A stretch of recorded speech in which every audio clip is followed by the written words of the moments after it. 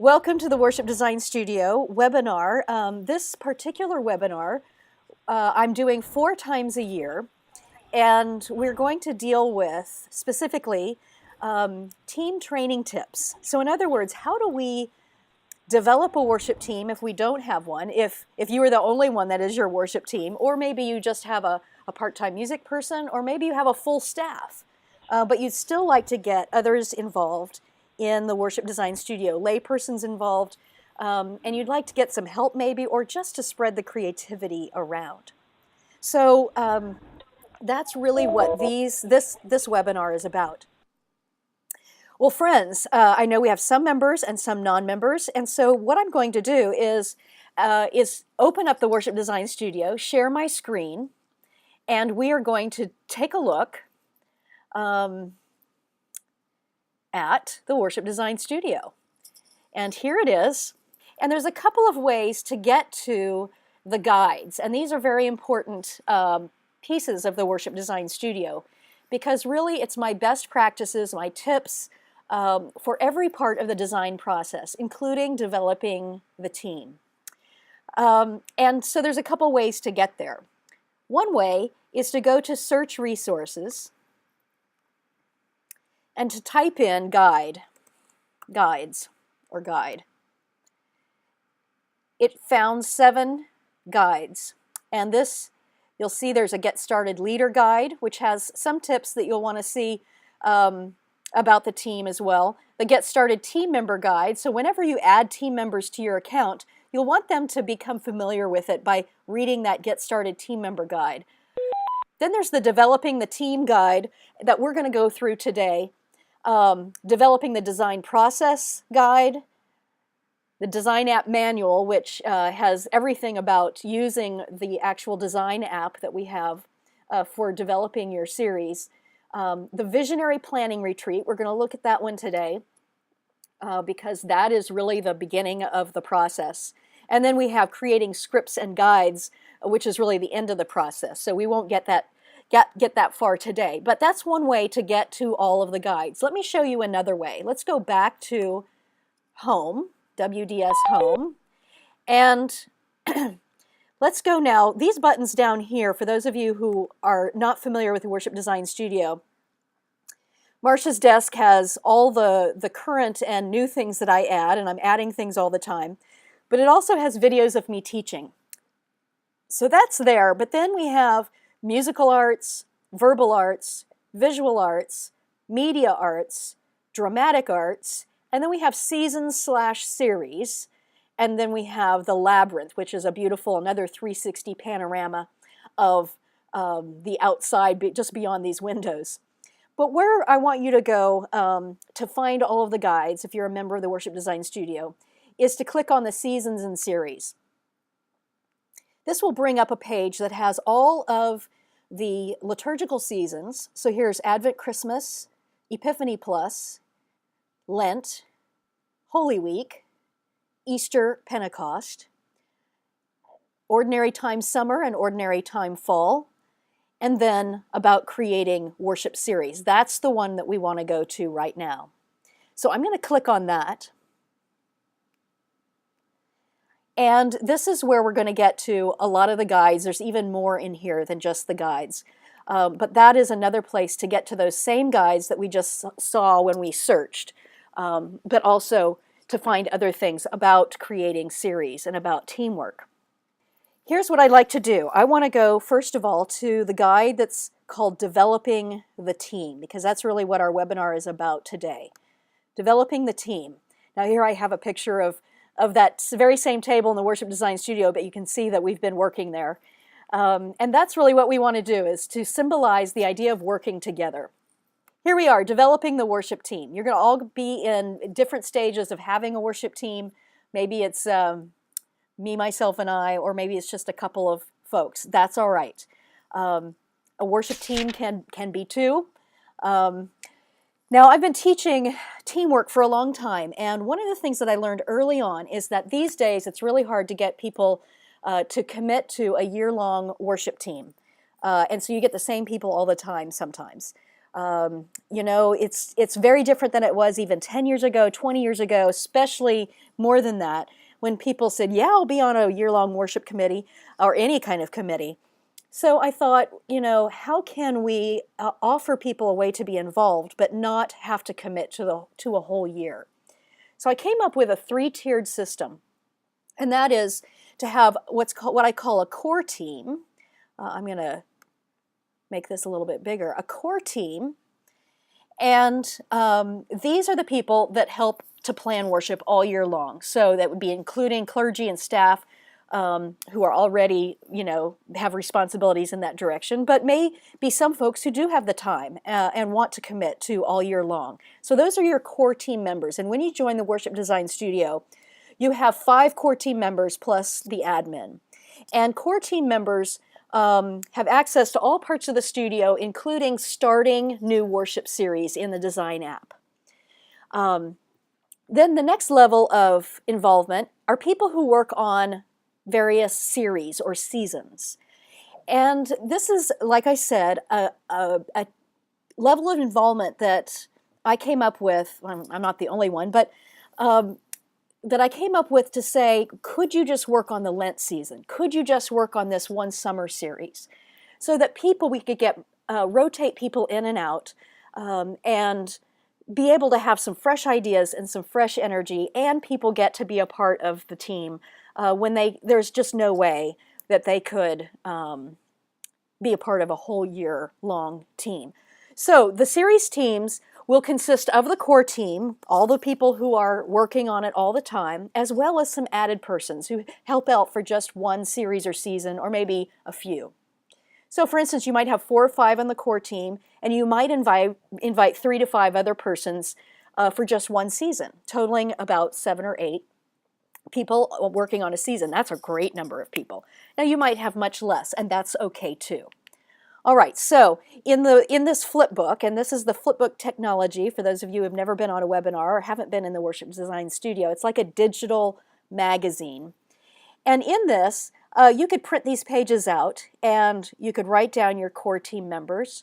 You could use this as a sign-up sheet, because those of you who are the admins of your account, as some of you know, you are the ones that have to add those members, your team members, to your account. So you might get them to put their name and email address, which is what you need in order to add them.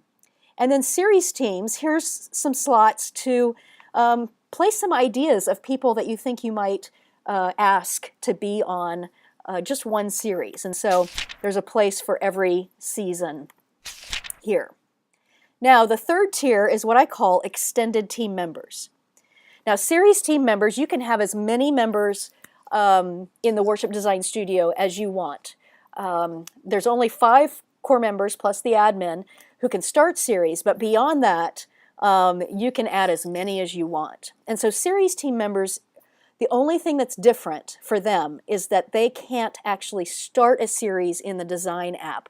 And we just do that to control how many different series you have going on, and to make sure that there's some organization, right? So here's your first tip, team training tip, and that is that a worship team process is not completely democratic. It's more like a film crew. So some of you have been in workshops with me. I talk about think like a filmmaker. And one of the things I learned from filmmakers is that there's a lot of artists involved in making a film, but there's got to be a visionary.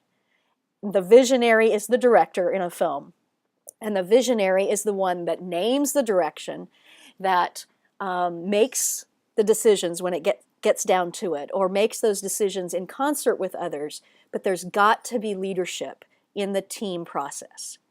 So that's why we have core team members, we have series team members that are added on, and then this third tier of participation, extended team members. Now, these are people that don't even have time to work on a whole series, maybe.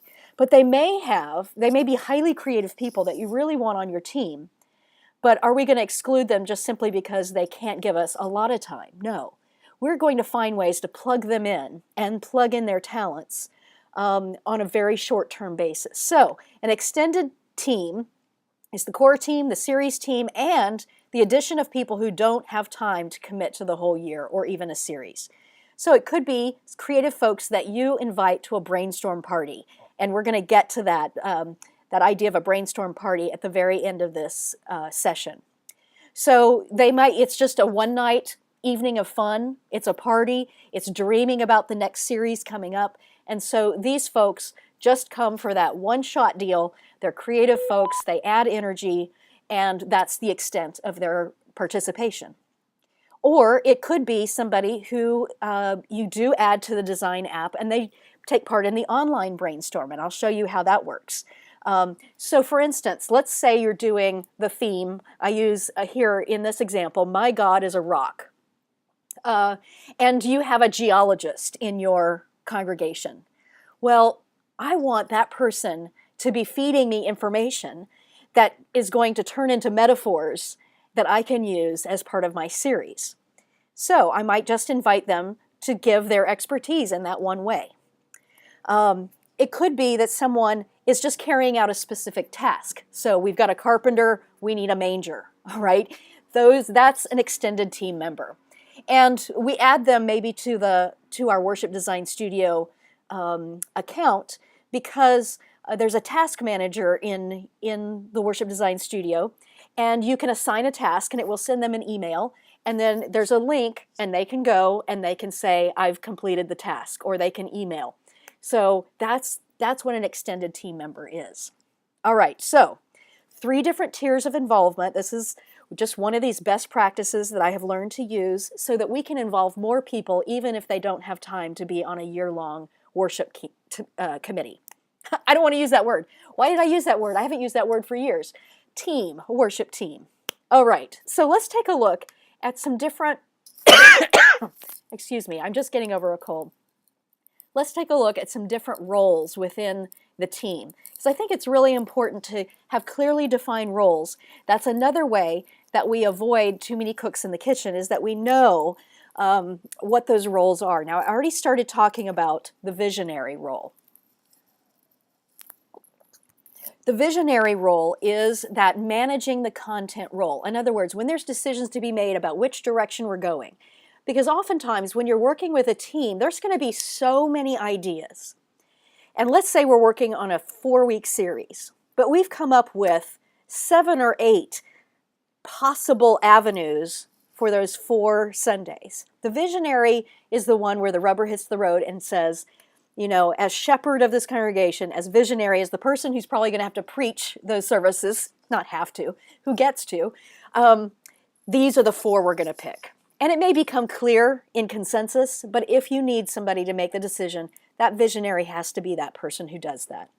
The visionary also has the role of being the spiritual director of the group. In other words, the visionary is going to come to the brainstorming with the vision. And this is really, really important and something that has changed over time with me. If you have the Worship Workshop book that I wrote many years ago, in it you may see, and I can't even remember, but I think back then I was thinking that you could come to a brainstorming party with a team and say, okay, what are we going to do for Advent? And then actually start the visioning process with the team. Now you can do that, and I have done it.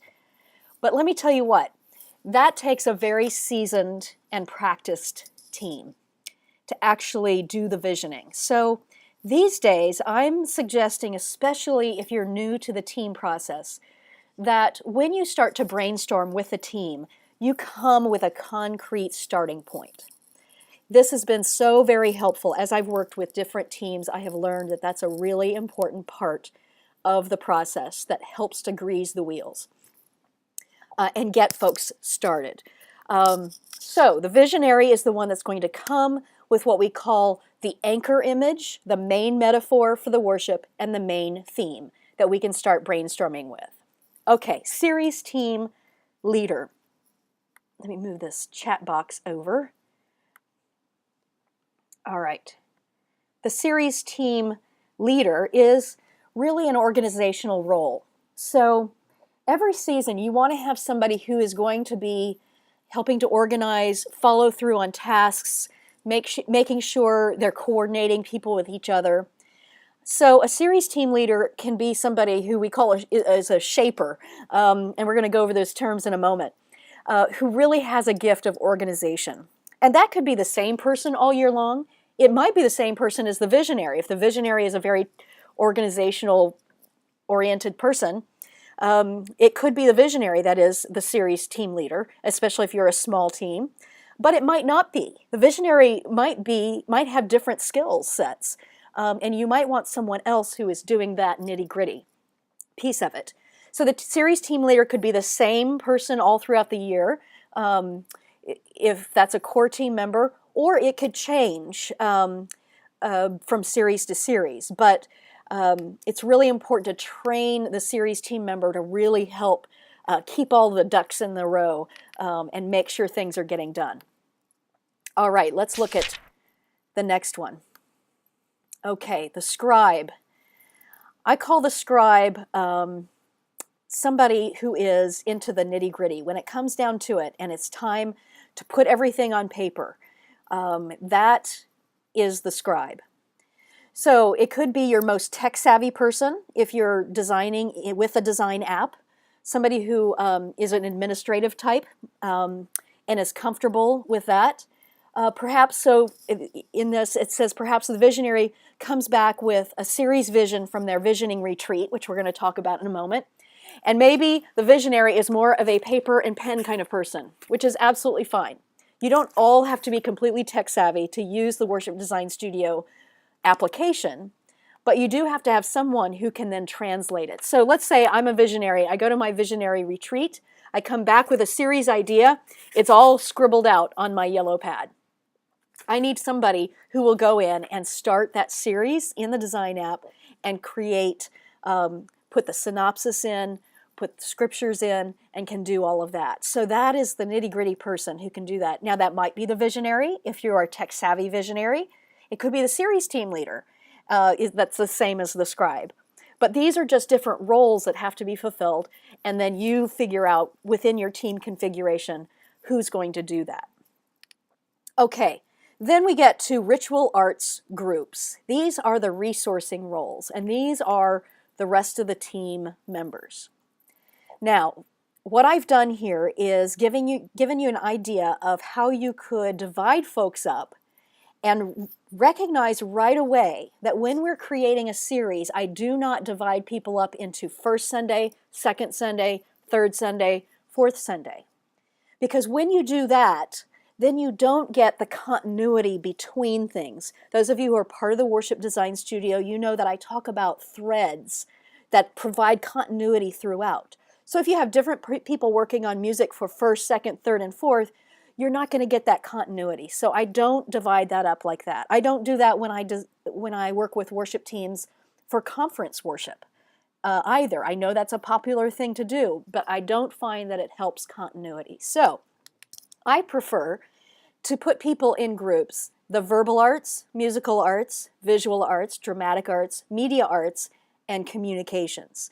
Now, these 5 arts categories are mirrored in the studio, and there's resources for each one. So you can see my theory here and my belief that we are all artists, and all of these worship arts have to come in to help tell the story. Now, of course, if you don't have a big team, don't start to panic. Oh my gosh, that's so many people.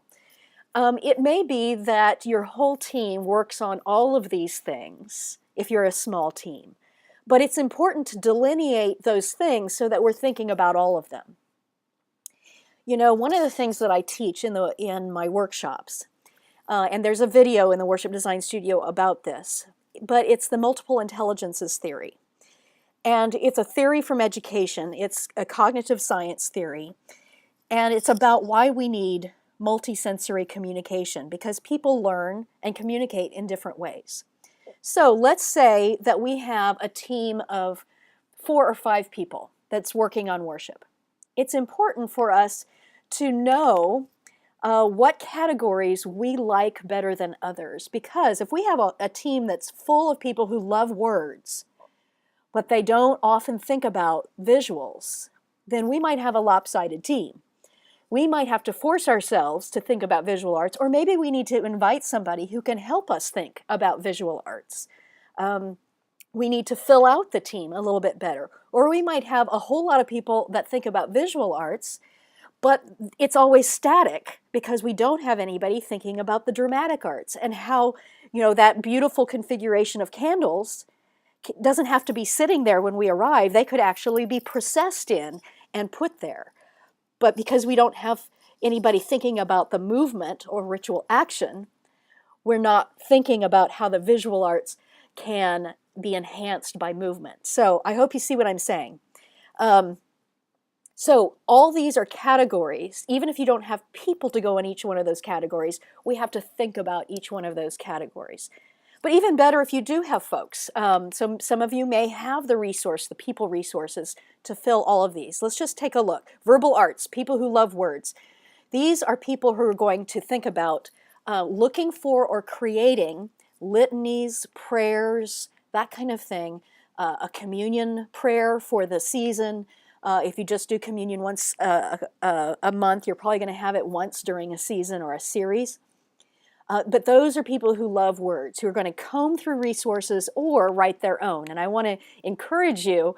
I just did a webinar this morning on the verbal arts, and we did a lot of exercises to teach you how to write your own. And it's such a wonderful experience. It's such a wonderful thing to do, to write your own. So I want to encourage you to watch that webinar if you're a member of the Worship Design Studio and start to create a writing group that might create things. It could be that you have people on the team that's the only thing they do is they love words, they love writing, and they're going to be part of that writing experience. Musical arts, of course, these are people who love music. Your music person, if you have staff personnel in music, those of course are going to be focusing on that. But you might want to bring in some other folks. Now, remember, it doesn't have to be people who are all really musically talented. It just has to be people who love music. In fact, sometimes it's a really good idea to have somebody who is not so musically talented, or perhaps, my internet just, okay, we're reloading. I don't know why. Who is doesn't read music, because then you can find out from them whether this song is singable to somebody who doesn't read music. Now, one of the easy ways to get help at first for your music team is to ask, let's say, choir members. And so maybe 4 weeks before the season, you've got your theme, you're starting to work on it, and maybe you invite some of the choir members to come just a half an hour early or stay a half an hour late, and you all comb through the hymnal or songbooks looking for songs on that theme. So it could be as easy as just asking people to do that. I don't want you to think that developing a team necessarily means that you have to go to somebody and say, please, would you, be part of the music team, and it's going to require all this time. Think creatively about how you can just swoop people in, get their input in a more easy way. Dramatic arts. I already gave an example. These are folks who are going to think about ritual action. And ritual action can be something as simple as the ushers who pass the offering. Or it may be training those ushers to think a little bit broader than just the offering, and how are they going to hand out candles at Christmas Eve? Or how are they going to invite people to go to stations where they touch water to remember our baptism? Those things like that. Or it might be not the ushers, because they may just want to do the offering. I know some ushers like that. You do too, I'm sure. But maybe it's folks who have a special hospitality kind of understanding about themselves, and can help, if you integrate prayer stations, can help make that happen.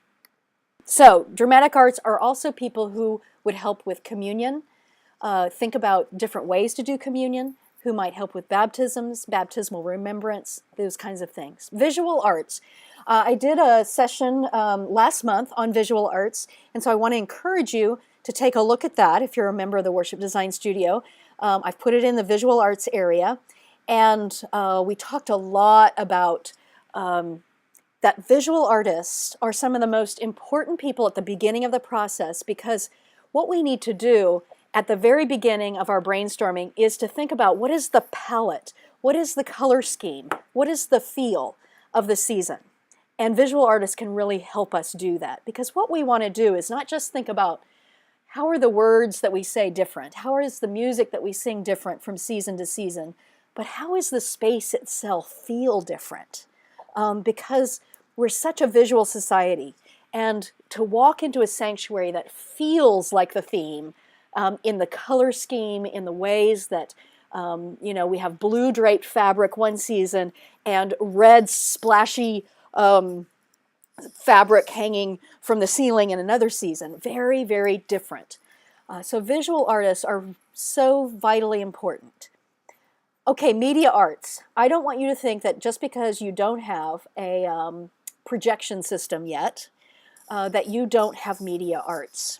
Now, you may have a projection system, and then media arts is a rich, rich category, because you are going to have people who are looking for images to project as part of the series, video liturgy, artful backgrounds, that kind of thing. But if you don't have projections, media is also about maybe simply what is on the worship guide cover, the bulletin cover. How do we communicate about what's coming up? Now that bleeds into what I call communications. These are folks who are interested in getting the word out. Call it evangelism, call it publicity. It doesn't matter what you call it. How do we get the word out about the series coming up that will inspire people to come? People these days don't just go to church because that's the thing that you do. Or they don't just go to this particular denomination because they grew up in it. People are much more flexible these days, and they're more likely to go to a church that they feel is really on a spiritual journey that is relevant to them. And so it's important for us not to just say, hey, we're a church, come, but to say this is the spiritual journey that we are on. And so this is one of the reasons why I think thematic planning is so important, and planning ahead is so important.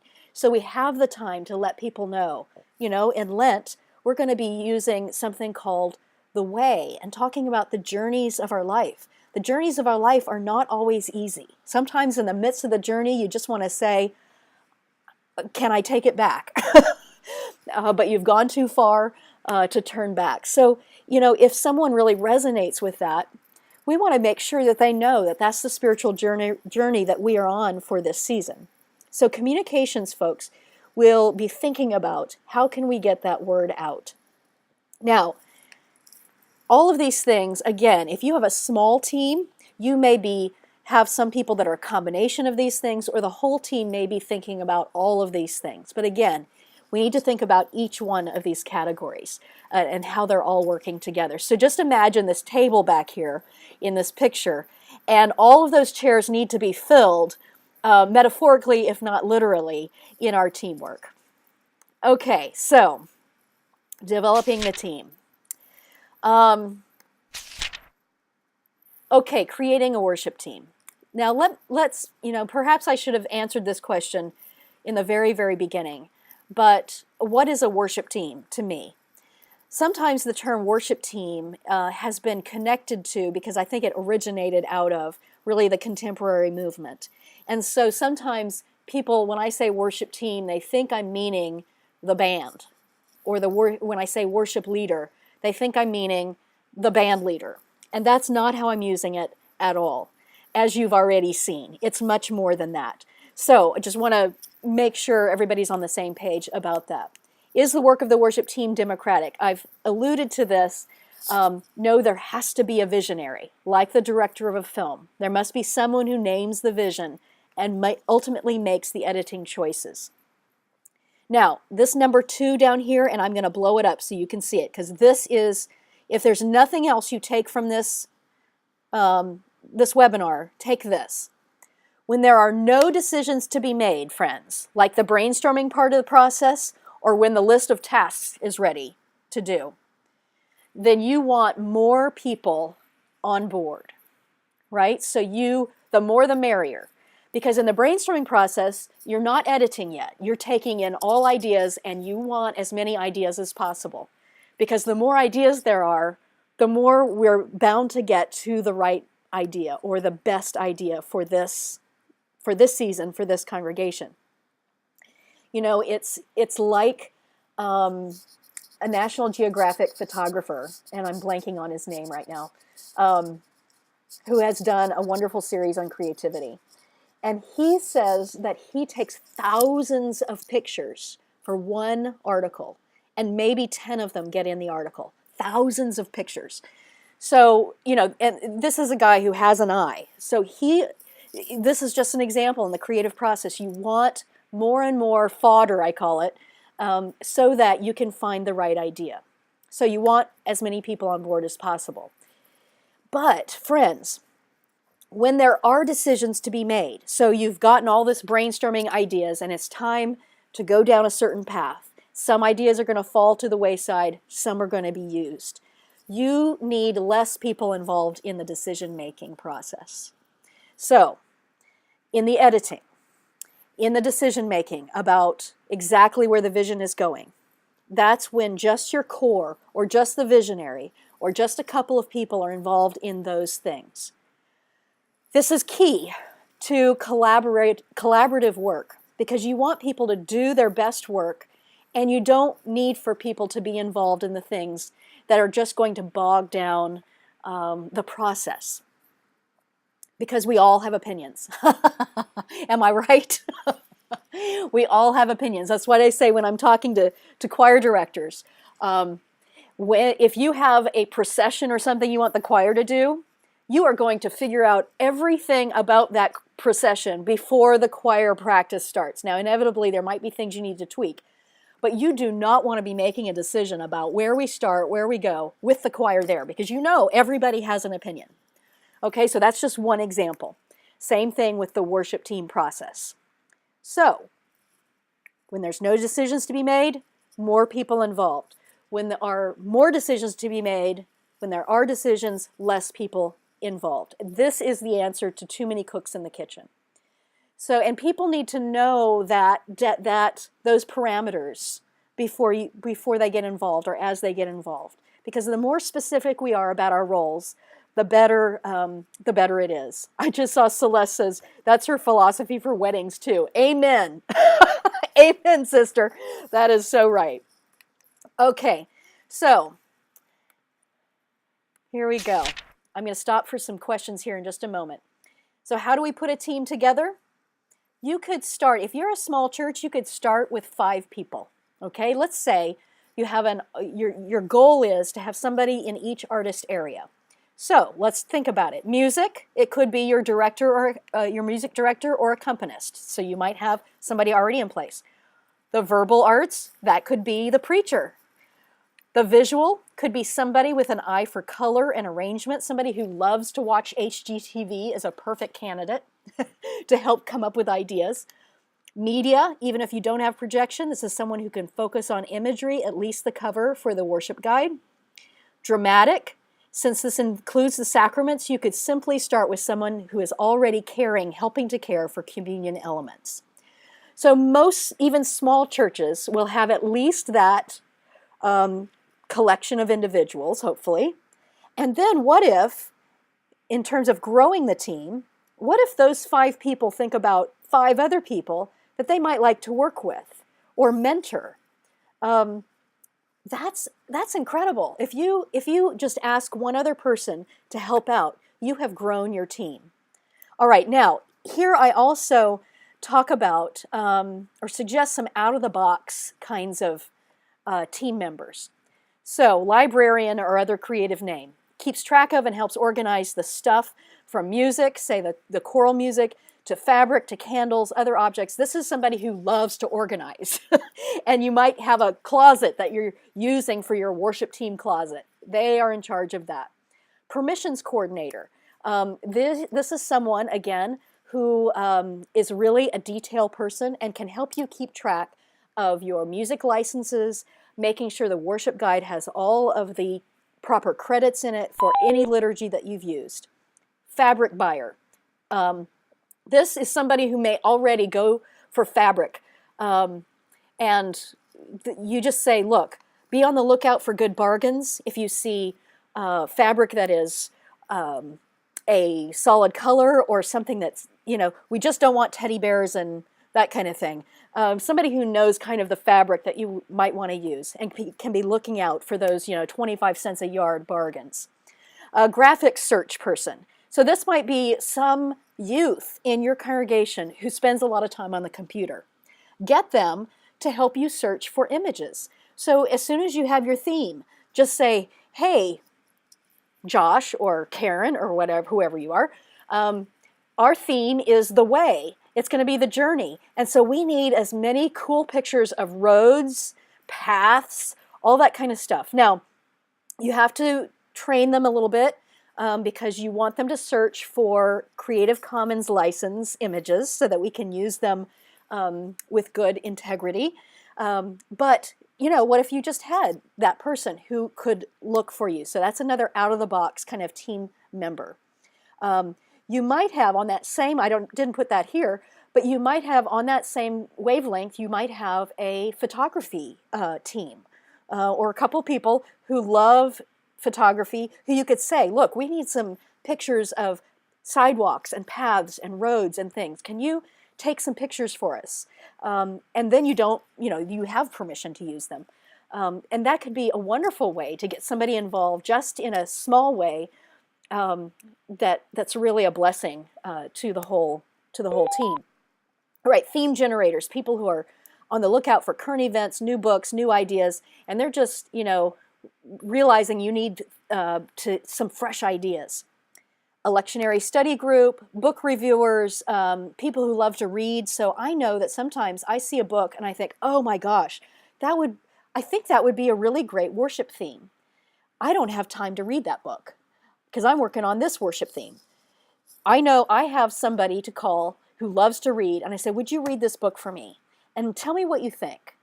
I'm thinking about it for a worship series. So that's another out-of-the-box kind of team member that you could have. All right, sacramental assistants. Here is one thing I really want to encourage you to do, and that is to think about how you can train the next generation. So if you already have a team going, are you training the next generation of team members? Perhaps you start a children, youth, or young adult group who are worship arts interns, who work with some of your folks, who shadow your music director for a season. It's a wonderful way to train the next generation of people. Okay, so here we are back at the guides. I want to just point you toward the visionary planning retreat. I'll bet we have some preachers with us, some folks who would be the visionary of the team. And so I want to encourage you, if you don't already, carve out some time for a retreat, at least twice a year. Now, you may be somebody who can go away and, do 1 year at a time. But I can only sort of vision a half a year at a time. And so for me, I do some visioning in August for the Advent through Easter time, and then I carve out some time in late February and March for ordinary time.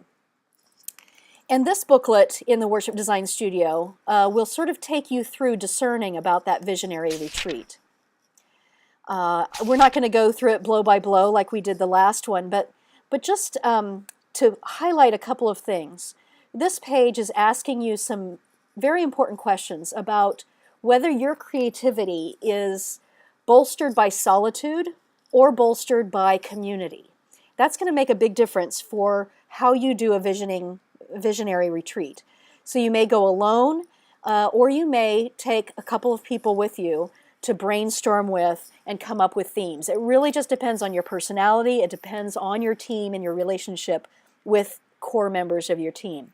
I want to just remind you right now that I have 4 this year, 4 Worship Design Studio planning retreats, and that's what it is. It's a visionary retreat. And when you leave, we go through the entire liturgical year. We do a year at a time.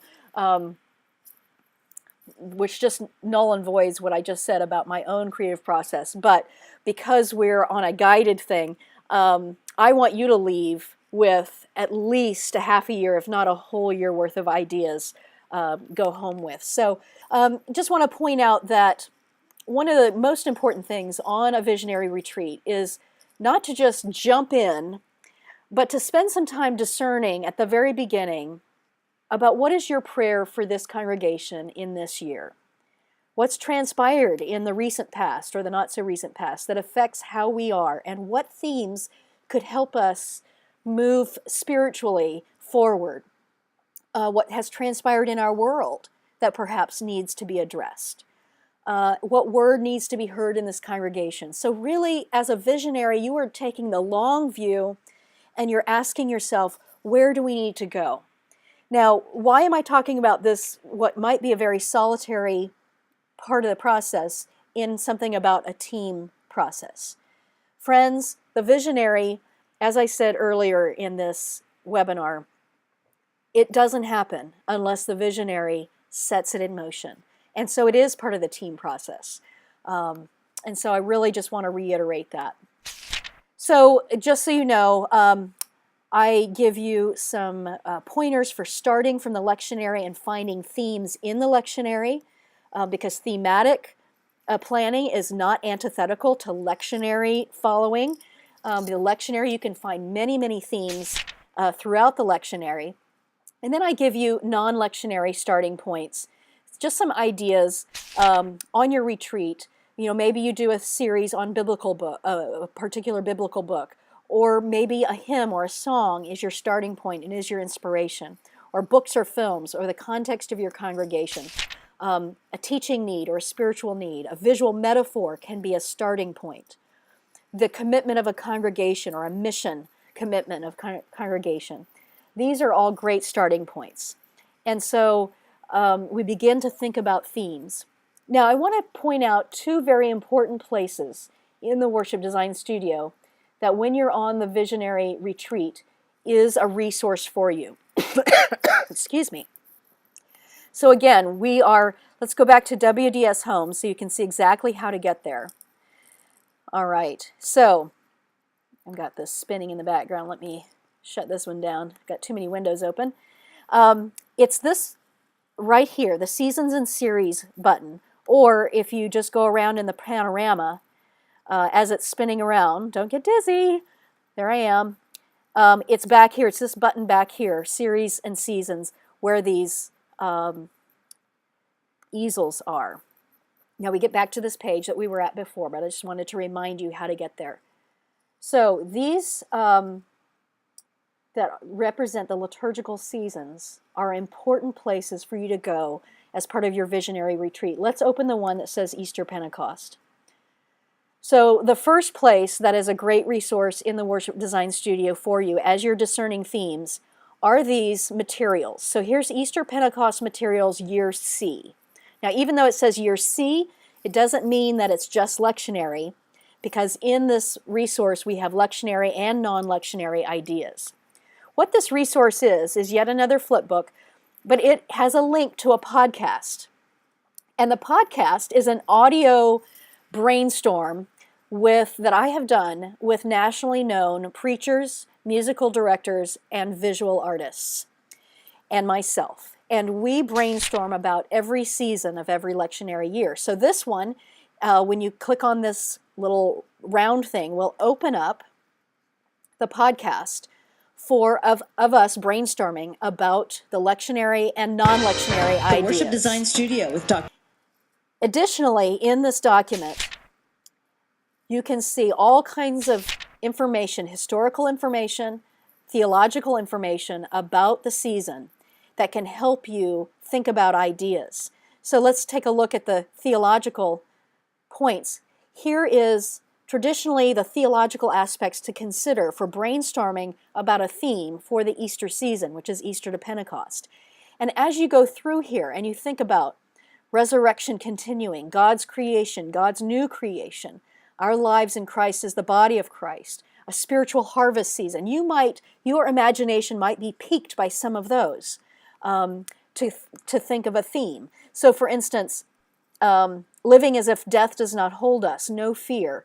That could spark an idea in you about dealing with fear and letting go of our fear through the Easter season. Now, additionally, I have my exegesis about the lectionary in here and some thematic ideas that came up in my study of the lectionary. So that's a resource for you. And then the transcript of the podcast. So you can either read the podcast or you can listen to the podcast. And as we brainstormed through the season, there are different series ideas that came up, and I always highlight those. So that's an important resource as you're on your visionary retreat, the beginning of your process. Now, another resource is in the Design app. So let's click on Design app in the main menu. Now, here's all my series. Let's actually click on Worship Series. That's what we want to get to, because this is what it will look like for you. I have put in here the last 4 years of worship series for every season of the liturgical year. Some are lectionary, some are non-lectionary, and I'm on my 5th year. So I have 34 in here right now, and I'm adding them each season. So let's click on the Easter season, for example. Let's say I'm on my visionary retreat, and I'm dealing with the Easter season. I'm going to filter that, and I'm going to see the 5 that I've done for the Easter season. Now, this one is a non-lectionary one that I'm working on now. And then these are your A, your B, your C, which we're in, which could be another one. Now, if your church doesn't follow the lectionary religiously, they may not know the difference if you use year A in year C. So that's just up to you. But just know that this is an important place for you to see if any of these spark your interest. Now, Anytime series, these are series that could also work in different times of the year. So it might be that the Passionate Jesus, even though I created that originally for the Epiphany series, it could work as an Easter season series as well. There's just a lot of ideas in here. And if you want to know more about how to look at these series, how to find out information about how you click on each one of these things, I have a webinar that's recorded that when you go onto my online events page at marciamcfee.com, you can go through that and it will give you a blow-by-blow. But just know that this is a resource for you, our 5 years of my series ideas. So you might want to look at some of those while you're on your visionary retreat and see if any of those pique your interest. Well, friends, that brings us to the end of our webinar time for this. Just wanted to get the basic ideas, some of my basic theories about creating a team, developing a team. No matter how small your church is, I believe you can put a team together. And no matter how many services you have, I believe you can have teams that work on the same theme so that you have the consistency of the same theme through all the services, but then you might have separate teams that break out to embody that in different ways. Thanks so much, everybody. Take care, and many, many happy planning team meetings or online meetings. Thanks. Good night.